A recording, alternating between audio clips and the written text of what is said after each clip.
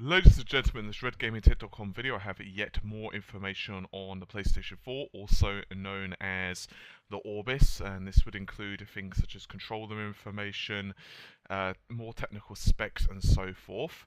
So first thing I'm going to say is this information is for the PlayStation 4 development kit, and therefore it's not of the final retail console. And as you guys know, there has been some arguments, mostly to do with how much memory the system is going to be using, the exact configuration of it, and so on. So I could give you some information on the proposed development kit. Now, apparently, from what it's been reported at least, this information comes from official Orbis documentation, which is around 90 PDFs or so of the forthcoming console. And the details of this were shared by an individual known as Superday, I'm assuming I'm pronouncing that correctly. And this is the same person who attempted to sell a pair of next generation Xbox development kits on eBay last year. Now, most people are still unsure when the console is going to be out. The only people who do know, indeed, are Sony themselves. There are those who speculate it's going to be out this year to compete with the Xbox, and then there's an equal amount who think, you know what, it's probably going to be the year later, in other words, 2014. I could give you a little bit of information to do, however, with the technical side of things, in other words, the development kits. Now, just to let you guys know, the development kits don't necessarily represent the full retail console. I'll give you an example of this in just a moment, but I'm going to go into the somewhat less interesting stuff first. So the hard disk is only 160 gigabytes, and this is exactly what I mean by not representing the full retail console. 160 gigabyte hard drive is fairly small, and to be honest with you, I'd be surprised if the final or retail model comes with anything less than 500 gigs. So basically, storage is not so important for the development kit. It's also worth noting there are four, should I say, USB 3 ports on the system. Not unexpected. USB 3 is now the standard. Obviously, it offers far faster transfer rates than USB 2, the previous standard. And well, now they're making next generation consoles. It's going to be a fairly normal feature for most external hard disks, that type of thing, to be using such standards. There are also two Ethernet connections. That's also not unsurprising for the development kit. And there are a couple of reasons for this. Predominantly, this is going to be for local sharing and testing purposes. In other words, for local booting of, say, bootloaders and that type of thing. You know, the general stuff the games developers and the games testers are going to want to do quite often. Unsurprisingly, it is of course using a Blu-ray drive. I don't think anyone's particularly amazed by that. Apparently as well, there's also a headphone jack on the front of the console. I doubt that's going to be in the retail version. However, it also does support other things such as HDMI and optical 2.0, 5.1, 7.1 channels, so not surprising. However, as I've said, I doubt the headphone jack will make it onto the final version of the system. It's probably just there for, how most of these game developers are going to be working in, say, booths and so on. It just makes it convenient, particularly if they're connecting to, say, a PC monitor rather than a television. The real interesting fact, however, about this development kit is the actual RAM, in my opinion. First of all, we're seeing 2.2 gigabytes of video memory, and the actual system memory seems to be 8 gigabytes. Now, you may remember just a while back I released another video that mentioned that it's going to be using 4 gigabytes of a GDDR5. For those of you unfamiliar, DDR5 is typically reserved for graphics cards, and it's extremely fast, is basically what it comes down to. It runs far quicker than DDR3, and the basic purpose of it generally for graphics cards is to basically shift data around as fast as possible with very high amounts of bandwidth. But the Xbox 720 appears to be using DDR3 from what the reports we've got now say anyway. However, now says it's going to be 8 gigabytes. As far as I'm aware, it doesn't actually mention in any of the reports I'm reading anyway about what type of memory that is going to be. Whether Sony have said, hey, you know what, we actually think it's better to have more RAM, and they want to go ahead and release it on DDR3, or whether it's still GDDR5, which would be extremely impressive if that was the case. It would mean incredibly high memory bandwidth. Or indeed, if they're going between two models, or it could just simply be a development kit feature. We're just not really sure yet. It's also worth noting the amount of video memory on this thing. That's actually fairly impressive.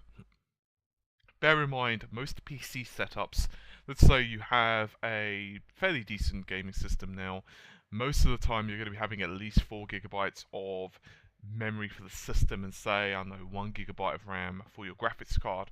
Some systems may have like 8 gigs of RAM for system and say 1.5 or 2 gigabytes for your graphics memory, depending upon your graphics card and so forth, obviously. The development kit also seems to be supporting 8 cores, and it seems to be 4 times a dual-core AMD 64-bit bulldozers.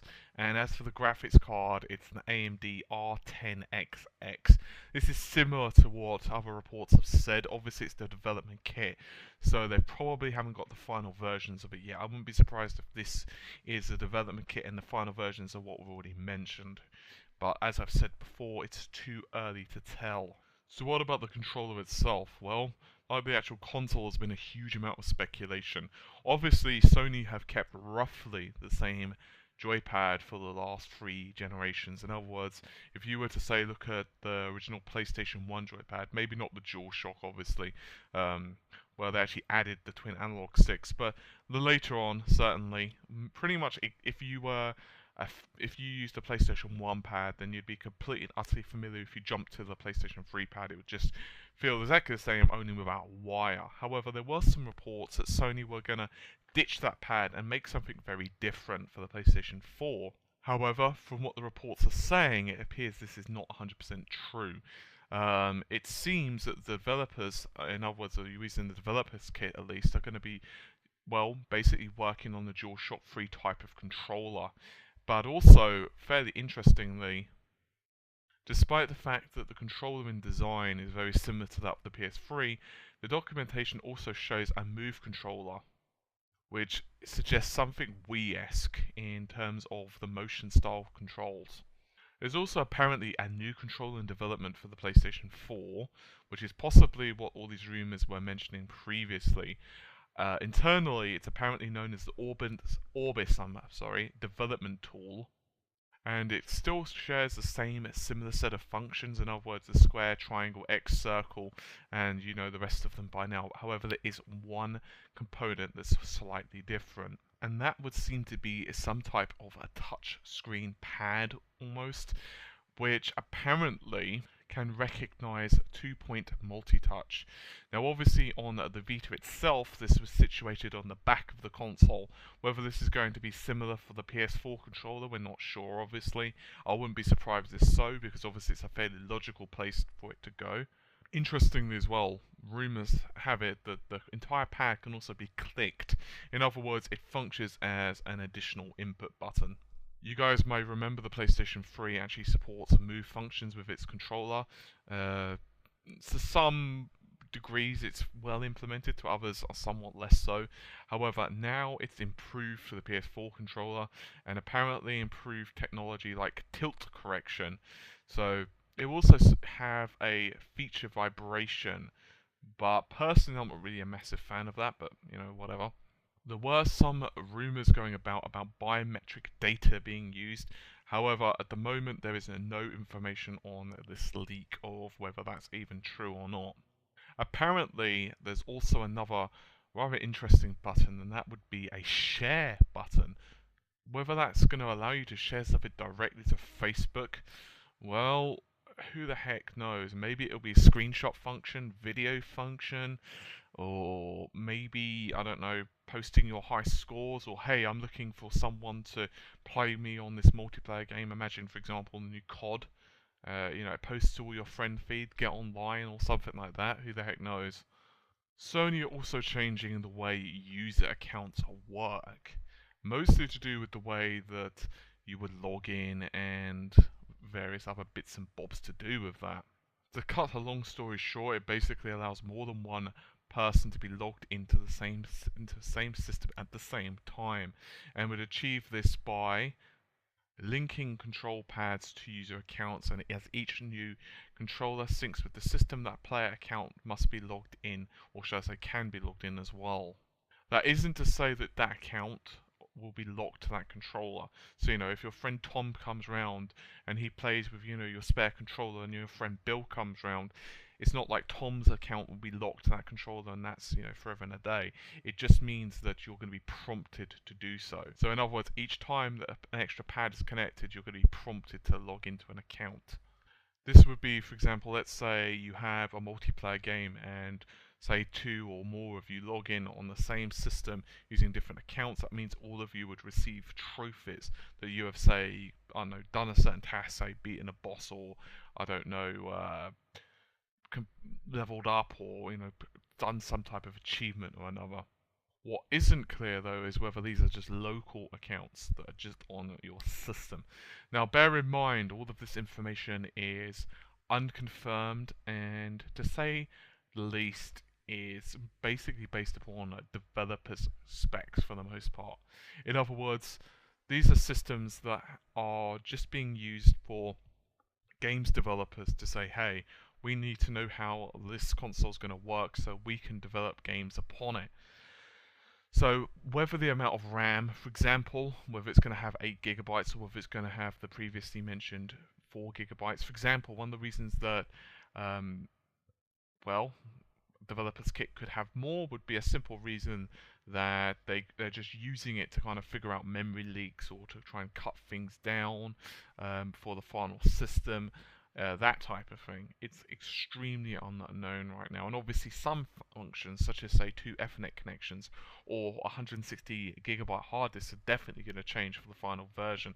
Also, as I've mentioned previously, would not be surprised if we're not going to be seeing the headphone out. I think that's going to be in there because, well, for the most part, most people are going to be using Bluetooth headsets if they so wanted that type of output. And for most people anyway, they're going to be wanting 7.1 surround sound or connecting headphones directly to TVs or so forth, and certainly not connecting them directly to the console, at least in this type of scenario.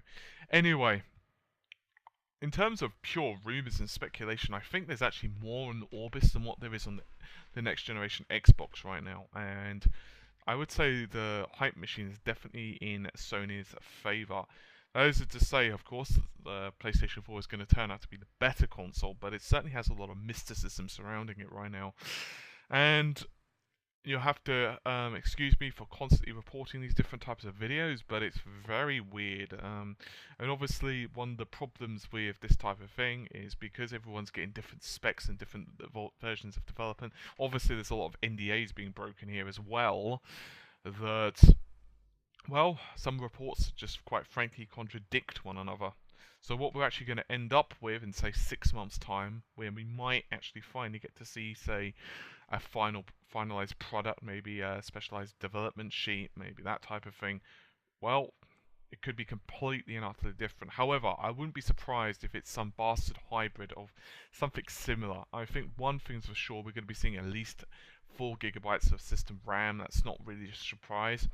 Just how much of that is going to be reserved for, let's say, the operating system, and whether the video memory is going to be separate or whether it's going to be shared, which of course was the case of the Xbox 360. The PlayStation 3 had completely separate memory, had 256 for the main system, 256 for video. Whether we're going to be seeing a similar output on this, in other words, whether Sony are going to say, hey, you know what, you've got 1 gigabyte or 2 gigabytes or whatever the value is going to be for memory, and an X amount for system. Who knows at this point? But it's extremely fun for tech heads to speculate on this stuff. Anyway, I think that's just about it for me. So take care of yourselves. Bye for now, and leave your comments below.